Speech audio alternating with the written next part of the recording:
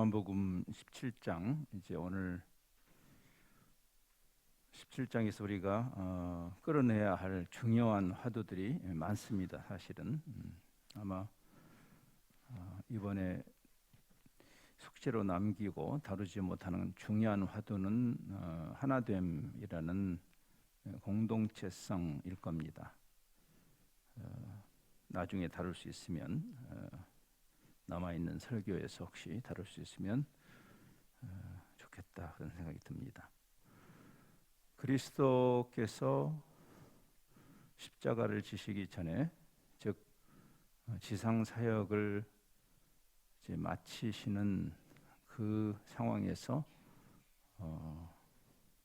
하나님과 우리 사이에 유일하신 대제사장으로서 중보 기도하시는 그런 유명한 장이고, 그 기도 속에서 엿보이는 교회가 무엇인가, 교회됨, 무엇 때문에 우리는 이 세상에 있는 것인가라는 교회의 본질과 부르심, 사명에 대해서 배우게 되는 장입니다. 예수님의 교회론이라고 할 수 있는 이 장은 조금 더 정확히 말하면 선교적 교회론입니다.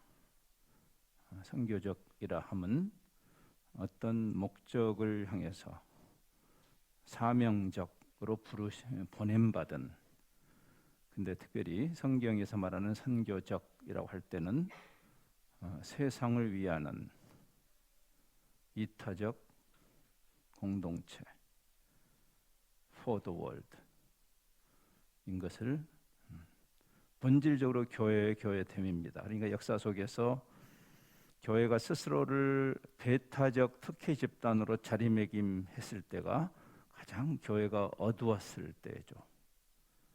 세상을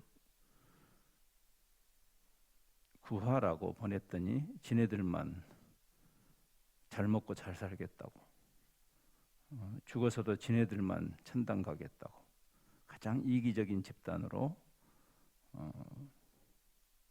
변질되었던 그런 역사를 생각하게 되죠. 멸망하는 세상에서 어떻게 공멸하지 않고 세상을 위할 수 있을까? 그것은 세상에 속하지 않음으로라는 언뜻 보면 역설적인 이야기지만 그러나 사실은 그렇게 어렵지 않은 논리입니다. 멸망하는 세상 바깥에 우리의 닻을 내려야, 우리를 묶어두어야 세상을 구할 수 있는 거죠. 그래서 선교 공동체, 세상을 위한다는 선교 공동체의 자질을 예수님은 거룩이라고 하는데, 거룩은 다름이죠. 소속이 다른, 세상에 있는데 세상에 속하지 않는 정체성, 우리의 정체성을 끊임없이 물어야 하고, 어떤 중요한 결정을 할 때 우리가 매 순간이 결정의 연속이지 않습니까? 근데 그 결정을 할 때 우리가 누군가, 내가 누군가라는 그 정체성에 근거한 결정을 해야죠. 정체성을 상기하는 것의 중요성에 대해서 지난주에 생각했습니다. 그래서 다른 정체성이 다른 가치로 우리를 안내하죠. 세상에 있는데 세상과 다른 정체성을 가졌기 때문에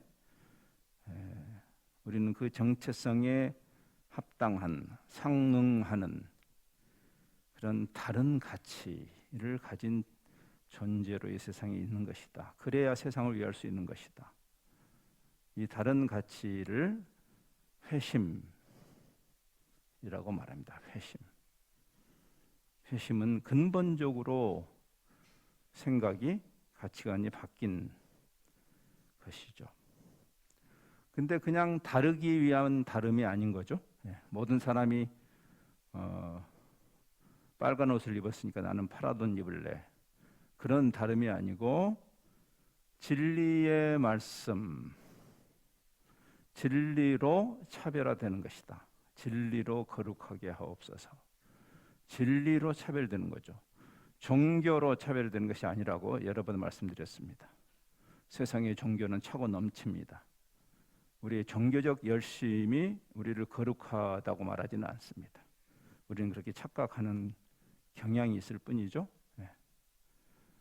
비진리에 함몰되어 있는 세상, 그건 타락 이후의 모습입니다.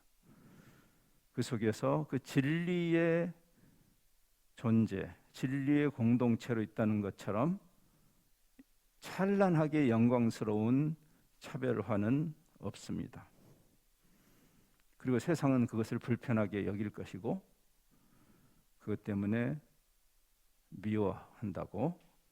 여기 14절에서 예수님이 내가 아버지의 말씀을 그들에게 주었사오니 세상이 그들을 미워한다.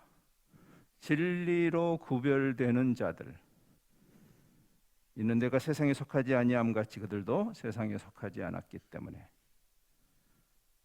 보통 우리가 왕따 당하는 순간이죠. 예. 죄성입니다. 앞으로 읽어도 뒤로 읽어도 우영우.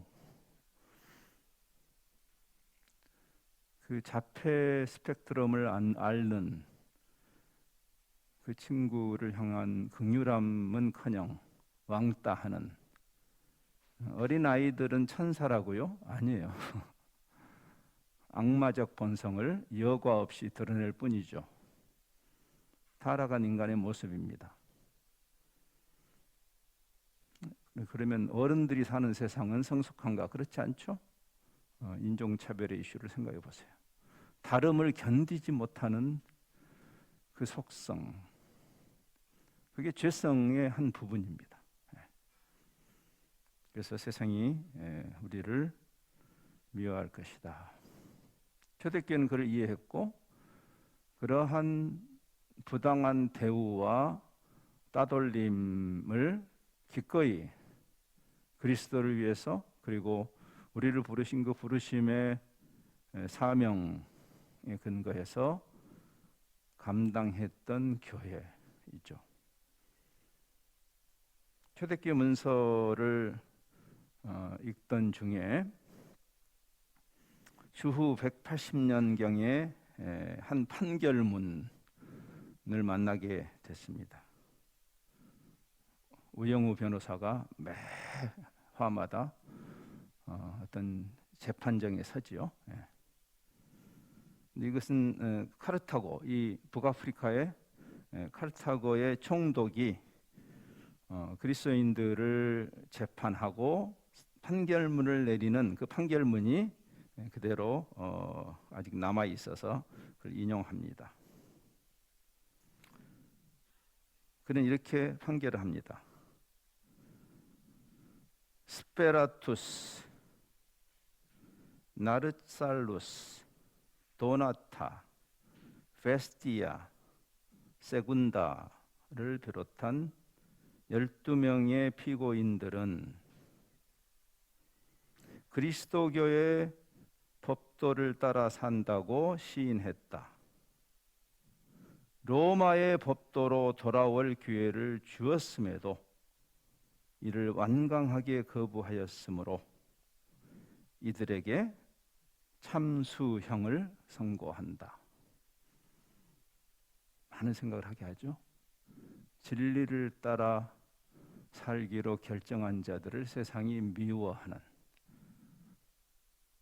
비슷한 사건이 이 판결이 있기 한 20년 전에 유명한, 여러분이 많이 들었을 겁니다. 교회 생활하면서 주후 156년에 서머나의 주교 감독이었던 폴리캅이라는 분도 똑같은 이유로 화형을 당하죠. 진리를 따른다는 것은 어려운 일입니다. 성경이 쉽다고 말하지 않습니다. 여러분이 사회생활하면서, 회사 생활하면서, 자영업을 하면서 정직하게, 투명하게, 심지어는 이타적으로 살라. 주님도 장사해 보세요. 목사님들이 성경이 근거해서 얘기하면 목사님도 사업해 보세요 라고 반문하는 것이 타당한가라는 저는 도전을 여러분에게 던집니다. 쉽지 않아요. 이들은 죽었잖아요. 여러분은 죽지는 않잖아요. 여러분이 진리편에 선다고 죽이는 사람 없잖아요, 이 시대.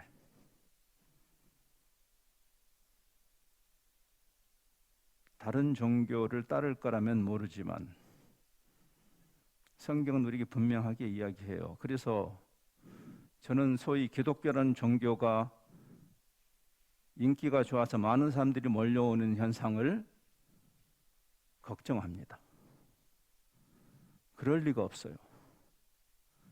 역사적으로 초대교회가 맛이 간 시점이 바로 기독교가 인기가 좋아지는 313년에 밀라노 칙령으로 로마가 기독교를 인정할 정도가 아니라 4세기 말에는 기독교를 국교로 받으면서 우리가 표층 구조로는 기독교의 태평성대가 왔고 그것은 기독교의 무덤이었습니다. 그때부터. 제가 지금 까칠하게 이야기하는 거 아닙니다. 다른 가치예요. 지금부터 다시 시작해도 좋습니다, 여러분. 여러분의 교회 생활의 짬밥 그릇이 얼마인지 그 이야기 하지 말고 다시 말씀으로 돌아와야 돼요. 예수님께서 지금 그 중보기도를 하시는 것입니다. 진리를 지향하기 때문에 당연하게 쇠퇴, 비진리를 추구하는 비진리적 가치관에 근거한 세상의 개똥철학하고 분리되는 거스르는 여정 기억나시죠? 로마서 12장. 이 세대를 본받지 않음. 그 어려운 일이에요. 물살을 따라가는 게 쉽지. 거스르는 거. 엊그제 서울에서 친구들이 내려와서 같이 이제 바람을 쐬기 위해서 원래는 걷기로 했는데 너무 더워서 제가 중학생 때 두어 번 죽을 뻔한 장소를 갔어요. 여기 남평 드들강입니다. 여러분 드들강에 지금 이렇게 차박하는 곳이 이렇게 있더라고요. 거기서 제가 어린 시절에 텐트를 치고 3박 4일 한 대여섯 번 와서 거기서 놀았어요. 느들강에서. 추억의 장소죠. 근데 그때 제가 눈으로 보면 강이 작아 보이는데 막상 들어가면 작지 않습니다. 그래서 감히 도전했다가 죽을 뻔했어요. 이렇게 헤엄을 치는데 힘이 다 빠졌는데 아직도 꽤 많이 남아 있더라고요. 그래서 안 되겠다. 돌아가려고 보니까 여긴 더 멀어. 근데 제가 그 목적한 그 길 건너편에 바위가 있어요. 여러분 거기 정자가 있는 곳에 길 건너에 바위가 있는데 근데 그리 가려면 물살이 이렇게 있기 때문에 물살을 따라가지 않고 그냥 계속 한없이 내려가는 거죠. 이거를 통과하려고 하니까 힘든 거죠. 거의 이러다 죽는구나 이런 경험을 바보같이 그 다음에 또 시도를 했어요. 근데 또 죽을 뻔했어요. 2번 이상 제가 죽을 뻔했던 것 같습니다. 거스른다는 것은 어렵습니다. 초대교회를 연구한 한 역사학자의 평가를 제가 인용합니다. 초대교회의 그리스도인이라는 정체성은 그가 무엇을 해야 하고 무엇을 하지 말아야 하는지, 그가 무엇을 할 수 있고 무엇을 할 수 없는지를 결정하게 했다. 이런 예화는 무한히 들 수가 있겠습니다. 저는 그러면서 제 자신을 돌아보게 되죠. 우리 스스로는 어떤가? 로마서 12장의 그 말씀을 잘 드러내는 춘추 전국 시대 장자라는 분이 큰 새는 바람을 거스르고, 한번 화면에 쏴주세요. 물고기는 물살을 거스러 오른다. 대붕, 큰 새는 역풍비. 바람을 따라가지 않고 자기가 목적을 향해서 거슬러 가는 거다. 생어, 살아있는 고기라면, 죽은 고기는 그 물길을 따라서 그냥 내려가겠죠. 그렇죠. 그러나 역수영, 신영복 선생이 쓴 장자의 말입니다. 여기 많은 생각을 하게 하는, 세상도 이 이치를 알죠. 바른 이치가 있고 바르지 않은 이치가 있다. 세상의 시류가 항상 바르지는 않다. 때로는 홀로 이게 옳지 않다라고 설 때 잘났어 정말이라는 핀잔을 받을 수도 있죠. 그렇죠? 튀어나온 못이 망치를 맞죠. 그렇죠? 근데 그 튀어나온 근거가 진리에 근거하는 것이라야 하죠. 괴짜여서 맞는 거 그거 말고. 그것이 성경이 우리에게 보여주는 것입니다. 이게 결국 우리 정체성에, 그리고 우리 가치관의 근거는 말씀인 셈입니다. 이제 우리가 결국 끊임없이 말씀으로 돌아와야 되는 이유예요. 종교로 가지 말고, 신비주의로 가지 말고 말씀으로 와야 돼. 주님께서 한 번도 신비적인 능력을 갖게 하옵소서 그렇게 하신 적이 없어요.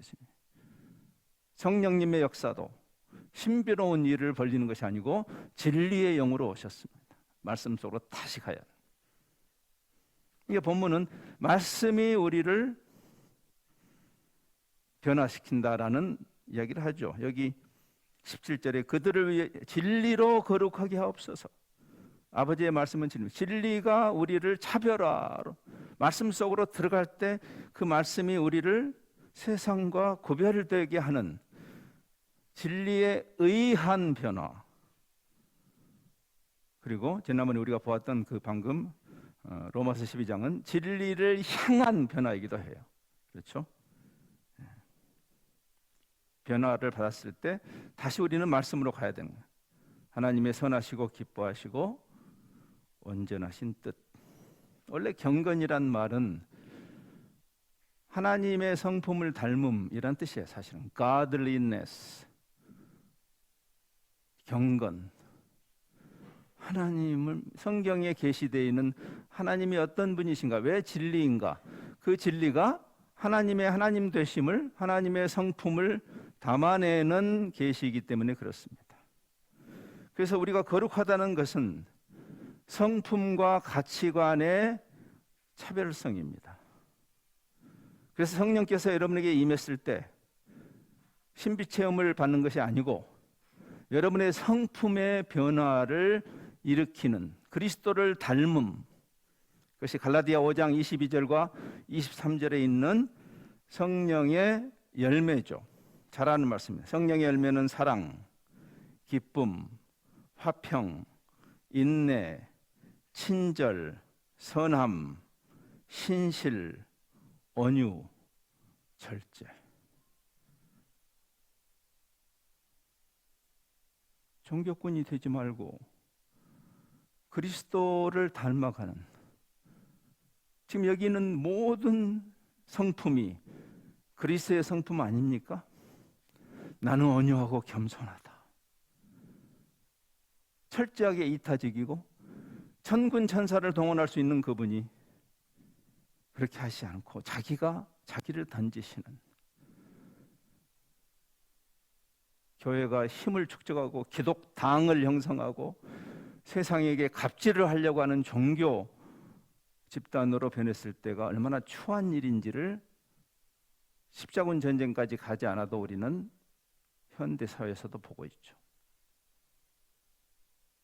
나라의 국법을 어기면서까지 큰 교회들이 자기들의 그 근육을 플렉스하는, 그게 무슨 세상을 위하는 교회일까? 우리 스스로를 들여다봐야 돼. 결국 이거는 내 성품이 회심했는가? 이건 우리를 겸허하게 만들죠. 여러분이 얼마나 교회 생활 열심히 하나가 아니라, 여러분은 한 아내의 남편으로서, 한 남편의 아내로서, 아이들의 엄마 아빠로서, 지역사회의 주민으로서, 회사의 동료로서, 학교의 교수로서, 대학원의 학생으로서 나는 어떤 존재인가를 질문해야 되는 거죠. 그렇죠? 나는 이 성령의 열매를 품어내는가? 엄밀히 말하면 저 친구는 참 믿음은 좋은데 성질이 지랄이야, 그렇게 될 수는 없는 거예요. 믿음이 좋은 게 아니죠.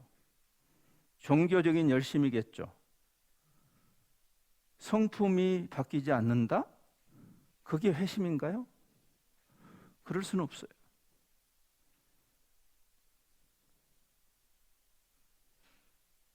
이러한 법을, 이런 것들을 막을 법이 없습니다. 저는 이 말씀을 묵상하면서 그런 생각을 했어요. 저는 선교사로서 이 세상에 종교 활동이 금지되어 있는 곳은 많습니다. 선교가 뭘까? 종교 활동하라고 보낸 것이 아니죠. 근데 그리스도의 사랑을 구현하는 일은 북한에서도 막을 수가 없어요. 북한에 가서 종교 활동을 하려고 하기 때문에 문제입니다. 힌두, 이슬람, 불교권에 가서 무례하게 종교 활동을 하기 때문에 그런 짓을 멈춰야 되는 것이죠. 그리스도가 그렇게 했나요? 그리스도가 이방 신전에 들어가서 신상을 찍어버리고 거기 오물을 투척하고 그랬나요? 가장 우상이 많았던 때가 예수님 당시입니다. 그리스 로마 시대. 우리 안에 있는 우상은 찍어버려야 되지만, 그리고 회심한 가치관, 성경 가득해. 이 가치관 이슈를 다루기에는 시간이 너무 짧죠. 그렇죠? 그러나 성경에 반복적으로 일관되게 나타나는 대조, 그렇죠? 어둠과 대조되는 빛, 메타포죠. 예. 부패와 대조되는 소금, 악과 대조되는 선, 거짓과 구별되는 진리, 이 모든 것의 핵심은 말씀입니다. 어떻게 우리가 악에 빠지지 않도록 하나님은 우리를 어떻게 보존하시는가? 하나님의 진리의 말씀으로. 저들을 진리로 거룩해 하옵소서.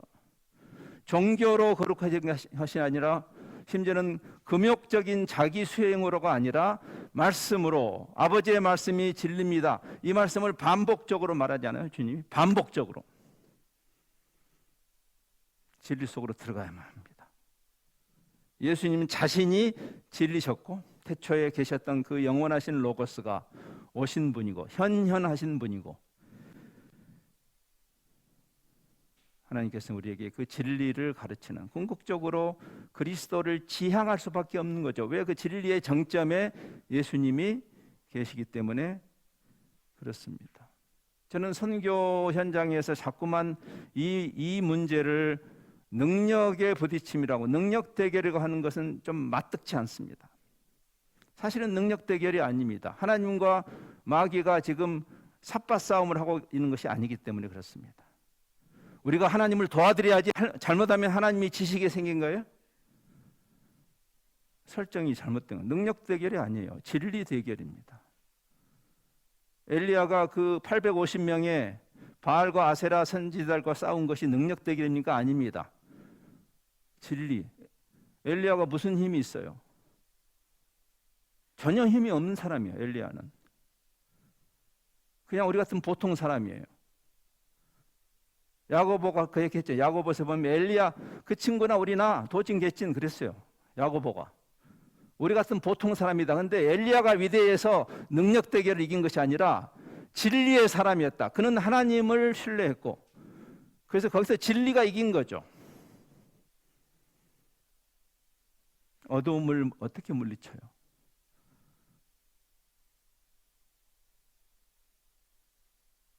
여러분이 새벽에 이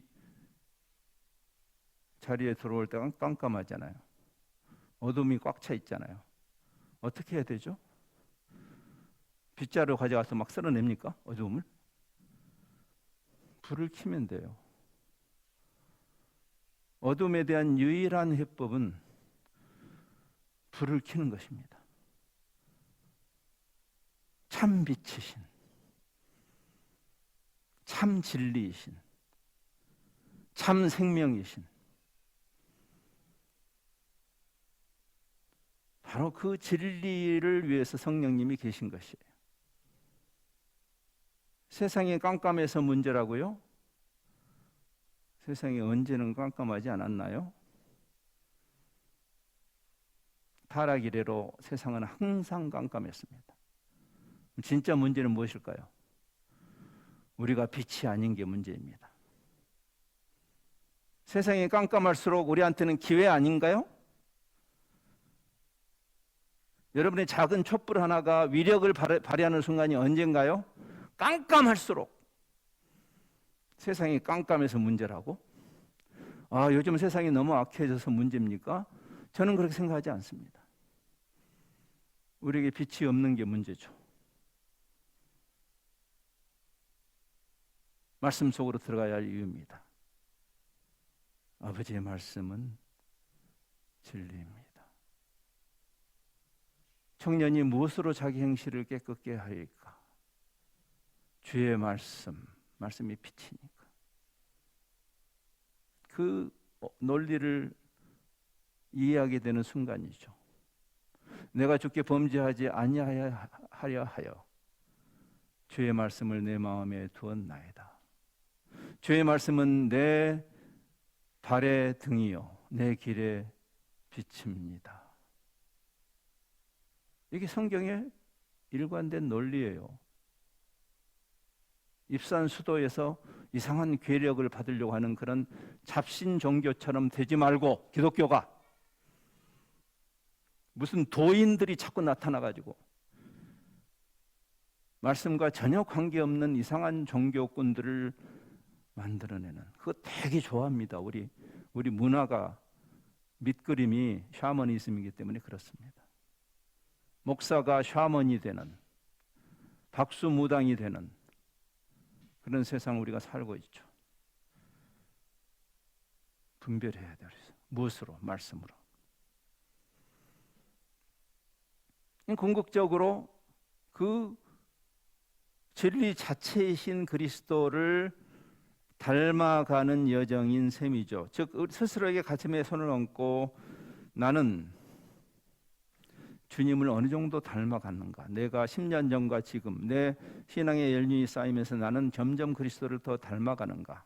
성품과 가치관에서 대단히 중요한 질문이에요.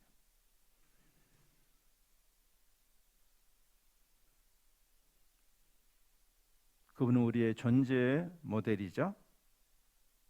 사역의 모델이죠. 아버지께서 나를 세상에 보내신 것처럼 나도 교회를 세상에 보냅니다라는 이 말 속에 주님이 모델인 것을, 성부가 성자를 세상에 어떻게 보내셨는가, 즉 성자가 우리가 따라야 할 모델, 나도 저들을, 우리가 지금 세상에 어떤 존재로 있는가, 우리가 처음에 그 이야기 했습니다. 그리스도의 역할과 그리스도의 자리에 우리를 그리스도의 몸으로 부르셔서 보내셨다. 그렇죠. 하나님의 형상으로 창조된 우리가 주님을 만나서 마치 포도나무이신 그분에게 접붙임을 받았을 때 궁극적으로 우리는 어떤 모양이 되어가는가? 그리스도처럼 되는 것이다. 성경에 이 완성된 성화의 모습은 그리스도처럼 되는 것이다. 하나님께서 그 망가진 인간, 하나님의 형상이 회복되는, 완전히 회복됐을 때 모습이 무엇일까를 구체적으로 보여주신 모델이 그리스도예요. 그럼 그리스도를 닮아가는 신앙 여정이어야 되지 않겠어요? 이상한 도인들이 되지 말고, 종교 괴물들이 되지 말고,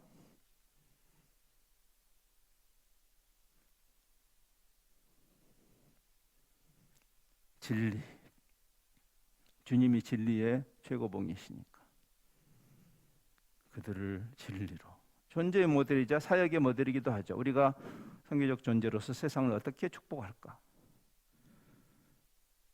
그럼 주님이 어떻게 하시는가를 봐야 되죠. 십자가의 길, 십자군의 길이 아니고 전 세계 교회가 힘을 합쳐가지고 사회를 겁박하고 종교인들이 그 쪽수로 세상에 갑질하는 그런 발상이 어쩌면 그렇게도 2000년 동안 없어지지 않는지. 주님이 그런 모델을 만드신 거 아니잖아요. 제가 지난번에 그 500년 전에 그 종교개혁 운동이 시작되자마자 있었던 그 첫 번째 신학 논쟁을 한번 소개한 적이 있어요. 1518년에, 즉 1517년 그 95개 조항이 일으킨 엄청난 반향이 있었죠. 로마 교황청이 보낸 그 당시에 중세 암흑기를 대변하는 신학자들과 루터나 그 당시 개혁적인 신학을 가졌던 사람들 사이의 논쟁, 첫 번째 논쟁이 바로 하이델베르크의 논쟁입니다. 개혁자들이 외친 십자가 신학, 중세 암흑기가 예수 덕분에 전 세계를 장악하고 휘두르고 갑질하는 영광의 신학을 이야기할 때 아니다. 세상을 진정으로 축복하는 방식은 그리스도가 그러하셨던 것처럼 그리스도가 임금으로 오고 유력한 가문으로 와서 그 세력을 가지고 세상을 뒤집으신 것이 아니라 자기 자신을 십자가에 내어줌으로.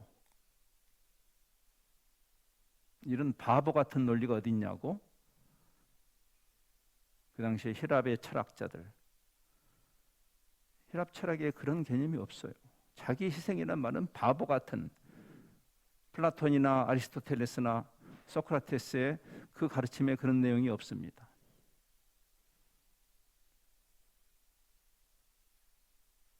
그래서 미련한 것이다. 십자가의 도는 미련한 것이다.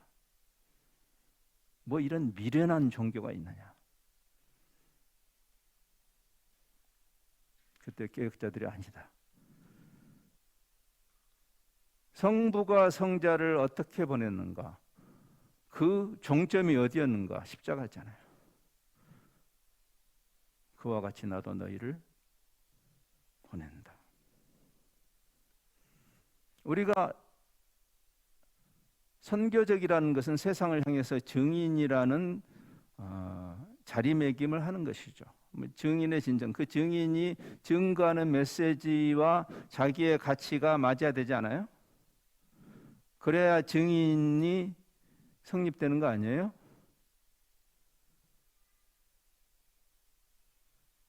얼마 전에 불교의 웬 땡중 하나가 그 증거의 능력을 상실했죠. 혜민이라는 친구가. 책이 베스트셀러가 되고 무소유에 대해서 쓴 책이. 자기는 풀소유. 그러니까 이게 증인의 그 내용이 아무리 좋아도 그가 쓴 그 베스트셀러가 자기는 풀소유하고 그리고 불자들에게는 무소유.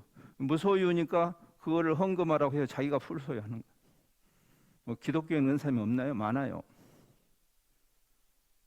그러면 이미 증인의 진정성을 상실하는 거죠. 그렇죠? 전여성 말은 믿을 수가 없다. 증인의 진정성은 우리가 증거하는 메시지, 복음의 그 가치를 우리가 담아내지 않으면 서로 소리만 지르면 울리는 꽹과리인 거예요. 그래서 울리는 꽹과리. 나가서 열심히 소리 지르면 되는 거예요. 세상이 변하는 거예요. 너나 잘하세요 라고 세상이 말하는 이유입니다. 증인의 진정성이죠. 우리의 가치가 무엇을 보여주는가? 우리가 매일 살아가고 우리가 추구하고 우리의 우리의 그 관심과 우리의 자원과 우리의 시간과 노력이 들여지는 그곳에 여러분의 가치관이 있기 때문에 그런 가치는 보여주지 않고 가끔 종교적으로 전도한다고요? 누구를? 오병이어 사건이 바로 그 극명한 가치의 차이를 보여준 것이에요. 빵을 주니까 다 좋아하죠. 예수님을 임금 삼으려고 하는 그 가치가 세상의 가치였다면 예수님은 아니다. 십자가로 안내하신 거잖아요. 그럼 우리가 예수님을 너희도 갈래? 제자들에게 예수님 말씀할 때 주여 영생의 말씀이 여기 있사오니 우리가 누구에게 가겠습니까? 라고 하는 베드로의 그 고백이 정당화되려면 베드로가 가치가 바뀌어야 되죠. 가룟 유다가 그 가치가 안 바뀌었던 거죠. 그래서 그 예수님을 3년 동안이나 따라다니는 겉으로 볼 때 저렇게 헌신한 사람이 어디 있어요? 3년을 따라다니. 그래서 3년 교회 다닌 게 아니고 3년 동안 1년 365일 하루 24시간을 같이 보냈던 그 헌신이 아무 의미가 없어지는 순간이죠. 왜? 그가 가치관이 다르니까. 세상의 가치를 그대로 가지고 있는 사람이니까.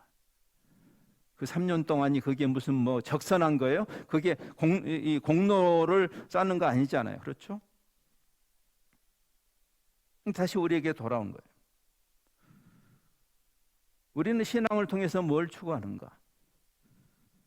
세상이 추구하는 가치를 그대로 가지고 있으면서 예수님 덕분에 더 대박을 터지는 것이 우리 신앙의 지향성인가? 그럼 우리는 회심하지 않은 사람입니다.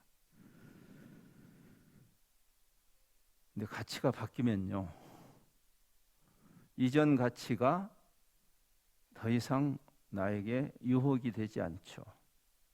그렇죠? 그럴 때 비로소 저 사람은 증인의 자질을 갖는 것이죠.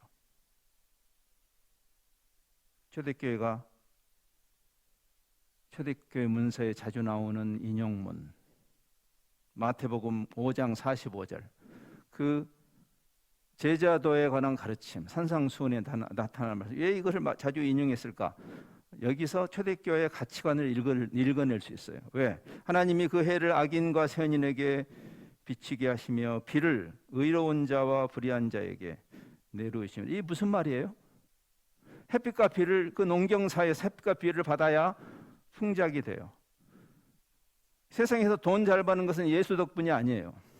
하나님의 일반 은총이에요. 예수 안 믿는 사람들이 잘 되는 거 너무 배합하지 마세요. 그게 하나님의 섭리니까. 이 세상에 잘 되기 위해서 교회에 나왔다면 여러분은 종교를 잘못 선택한 것이니까. 초대교회가 그렇게 지긋지긋하게 300년을 짓눌리면서 그들이 무엇을 생각하고 참아냈을까요? 그거를 무엇을 어떻게 견뎌냈을까요? 맞아, 이 세상에서 요즘 젊은이들이 소위 상대적 빈곤감 때문에 헬 조선이라고 말하는 것, 그것은 세상에서는 맞는 논리지만 예수 믿는 사람 입장에서는 저는 천박한 논리라고 생각합니다. 이 세상에 잘 되고 못 되는 게 그렇게 대수예요? 잠시 사는 이 세상의 인생. 시편 90편의 모세는 밤의 한 경점 같습니다. 그래서 밤의 한 경점.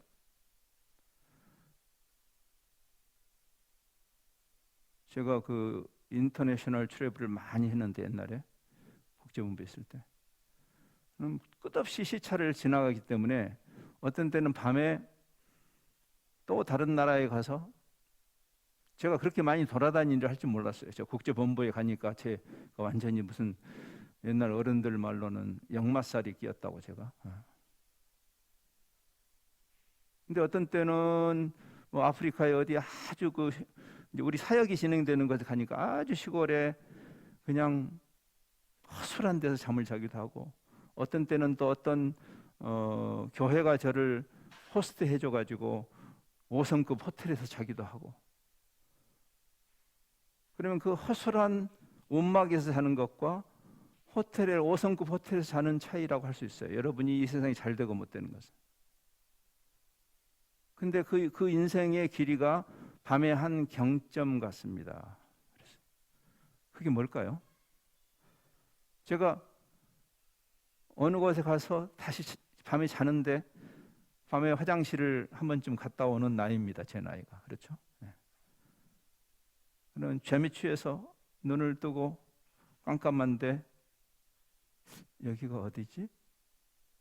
제가 하도 많이 움직이니까 잠에 취해가지고 기억이 안 나요.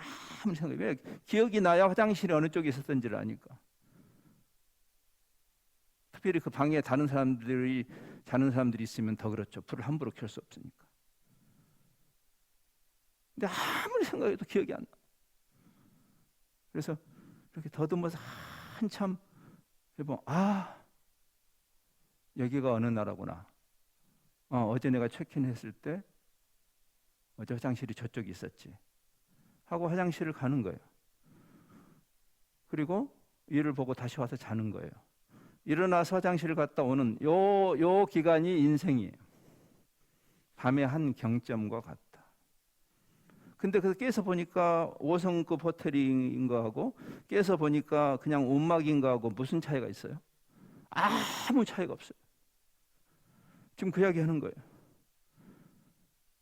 하나님, 우리가 하나님을 이렇게 열심히 성실하게 배반하지 않고 믿는데 왜 우리에게 이런 어려움이 있습니까? 왜? 라고 말하지 않았던 거예요. 왜? 하나님이 예수 믿는 사람이나 안 믿는 사람이나 그것은 하나님의 일반 은총의 영역이니까, 그렇게 쪼잔한 신이 아니니까. 근데 우리의 시선이 어디로 가 있는가를 생각해야 되는 거예요. 그러니까 우리가 세상에 정말 복이 된다. 이제 최종 분석으로 들어갑시다. 그것이 뭘까? 세상이 우리를 볼 때 야, 나도 예수 믿고 싶다라고 하는 그 접촉점이 무엇일까요? 즉 우리가 세상에게 보여줘야 할 진정한 차별성이 뭘까요? 그것은 예수 덕분에 대박 터진 변화된 상황이 아니라는 거예요. 성경은 개선된 상황이 아니라 저들이 열심히 기도했더니 저렇게 변했구나라고 하는 그것이 아니라, 우리는 그런 간증하기를 주로 좋아하지만, 그리고 그런 하나님이 복을 주시면 감사해야 되는 것은 맞아요. 모든 것이 하나님의 손에 있으니까. 그러나 지금 성경의 초점은 거기 있지 않죠. 개선된 상황이 아니라 변화된 가치. 나는 이미 대박이 터졌다. 나 같은 질그릇에 그리스도라는 보화를 담아 주셨다. 끝. 나머지는 상관없다. 5성급 호텔이든 움막이든 진짜 상관없어요, 여러분. 회심한 가치, 그리스도로 충족한, 이거를 그리스도의 충족성이라고 말합니다. 그리스도의 충족성이라는 조직신학의 개념은 우선적으로 그리스도로 우리의 구원이 충족하다는 뜻이기도 하지만, 우리가 구원, 주님께 붙어있는 우리의 진정한 만족은 그분에게 붙어있으므로 끝! 나머지는 위생조건이에요. 위생조건. 위생조건이란 말 아세요? 있으면 편하지만 없어도 고만인 것. 밥상 위에 클리넥스가 있으면 더 좋지만 두루마리 화장실가 있으면 뭐 어때요? 조금 덜, 기분이 조금 덜 하긴 하죠. 그렇죠? 네. 그게 위생조건이에요. 열심히 사시고 열심히 돈 버세요. 그러나 여러분의 그 지향점, 여러분이 돈을 벌어야 하는 이유에 대해서 분명히 해야 돼요. 그건 제 이야기 아니고 성경의 이야기니까. C.S. 루이스가 그렇게 얘기했어요. 제가 인용할게요. C.S. 루이스, 제가 참 좋아하는 C.S. 루이스가 만난 그리스도 강추합니다. 아주 잘 쓴 책이에요. 제가 좋아하는 신학자가, 우리 한국 박성일이라는 신학자가 쓴 책이에요. C.S. 루이스가 만난 그리스도. C.S. 루이스가 이렇게 말했어요. 이 세상에 어떤 것도 나를 만족시킬 수 없다는 사실. 자기 삶에서 깨달았어요. 사실 이 사람이 예수님을 만나게 된 동기 중에 하나예요. 그 잘난 학자가 어떤 것도 나를 만족시킬 수 없다는 것을 깨닫게 되죠. 이 세상에서 아무리 잘 돼도, 여러분 무슨 뭐 코리안 드림, 아메리칸 드림을 이뤄서 내가 꿈꾸던 그 어마어마한 100억짜리 집에 들어가면 그 효과가 얼마나 갑니까? 일주일 간다고 합니다. 일주일 지나면 그 다음에 또 별로야. 여러분이 5성급 호텔에 들어가면 와! 한 이틀 지나면 이 집이나 저기 여관이나 거기서 거기야. 그렇죠? 이 세상에 어떤 것도 나를 만족시킬 수 없다는 사실이야말로 내가 다른 세상을 위해서 창조되었음을 반증하는 논리적 설명이다 그랬어요.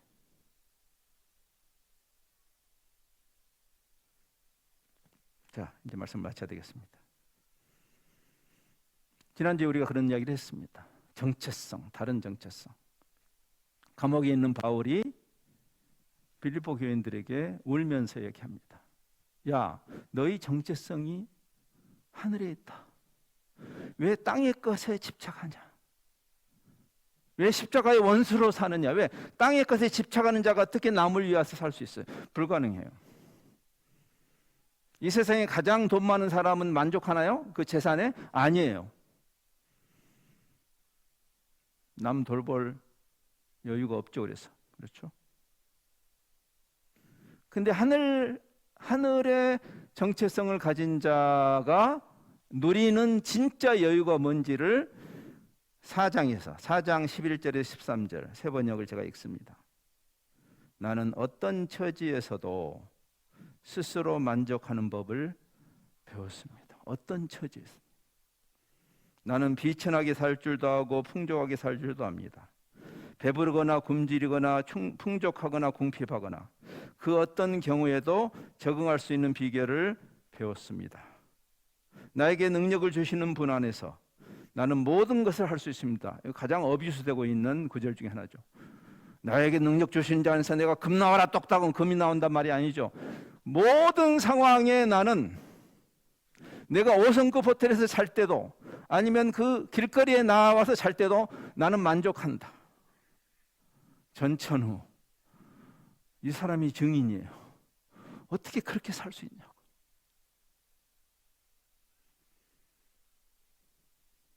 귀납적 성경 공부로 유명한 케이 아서의 글을 보니까 이런 말이 있어서 제가 인용합니다. 하나님이 통치하시기에 나는 모든 일에 감사할 수 있습니다. 감사는 상황 때문이 아니고 매사를 이끄시고 다스리시는 그분 때문입니다. 그래서 이런 관점에서 이렇게 한번 성경의 말씀을 일관되게 다시 들여다보고 꿰어야 하죠. 예수님이 주시는 평안.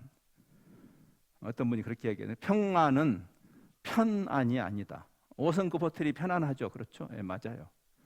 근데 평안은 편안하고 다릅니다. 불편해도 평안할 수 있어요. 캠핑 즐기는 분들 얼마나 불편해요. 차박, 불편합니다. 그러나 즐겁잖아요. 평안을 너에게 준다. 나의 평안. 예수님이 누린 십자가를 지시는 그분이 무슨 평안이 있겠어요? 근데 그분의 평안이 있는 거죠. 그 평안을 너에게 준다. 내가 너에게 주는 것은 세상이 주는 조건부 평안이 아니다. 다시 아까 빌립보서로 갑니다. 빌립보서에서 그는 말합니다. 바울은. 그래서 염려하지 말아라. 아무것도 염려하지 말아라. 다만 모든 일에 기도와 간구로 너희 구할 것을 감사함으로 하나님께 올려드려라. 보통 우리가 이 구절도 많이 오해하는데 그러면 하나님이 그 문제를 해결해 주실 것이라고 생각해요. 즉 상황을 개선해 주실 것이라는 생각을 많이 합니다. 끝까지 읽지 않기 때문에 그래요. 근데 하나님이 뭘 바꾸냐면 상황을 바꾸는 게 아니라 내가 누군가, 내가 상황에 일희일비할 존재가 아니지 라는 깨달음을 주신다는 이야기를 그 뒤에 해요. 그리하면 모든 지각에 뛰어난 하나님의 평강이 인간의 생각을 뛰어넘는 하나님의 평강, 그리스도의 평강이죠. 그 평강이 그리스도 예수 안에서 너희 마음과 생각을 지킨다. 이건 무슨 말이에요? 상황을 바꿔주시는 게 아니고 일반적으로 하나님의 방식이 그거예요. 우리는 계속 상황을 바꿔달라고 하지만, 때로는 하나님이 필요하시면 상황을 바꿔주시기도 하지만, 그러나 가장 근원적인 하나님의 해법은 네가 누구냐? 네가 이미 가진 그 너 같은 질그릇에 그리스도라는 보화를 담아주지 않았냐? 왜 낙심하느냐? 뭘 더 바라느냐? 너는 다 가졌지 않느냐? 아, 그렇구나.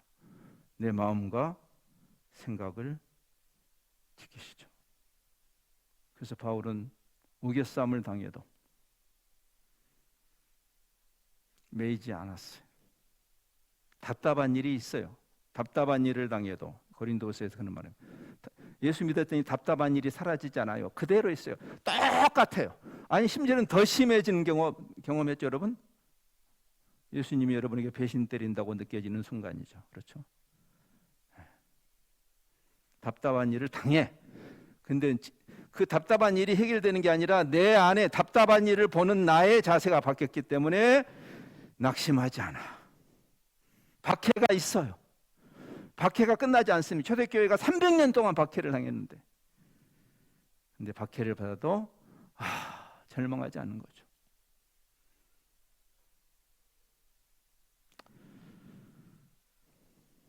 자비롭고 공의로운 하나님의 통치를 받는 자들입니다. 복음 DNA에서 기억나시죠? 그분의 통치 안에서 우리 같은 질그릇에 담긴 보화이신 그리스도로 만족하는 이 가치관의 핵심입니다. 진짜 가치가 그리스도니까. 그 자들이 진짜를 가진 여유를 가지고 기꺼이 자기 희생을 시전하면서 강도 만난 이웃을, 강도 맞는 세상에게 우리 자신과 우리의 이 세상에 잠깐 머무는 기회를 그들에게 베푸는, 세상을 위하는 자로 그리스도인들이 교회가 바른 자리매김을 할 때 세상은 진정한 소망을 보게 될 것입니다. 그것이 예수님이 하시는 기도입니다.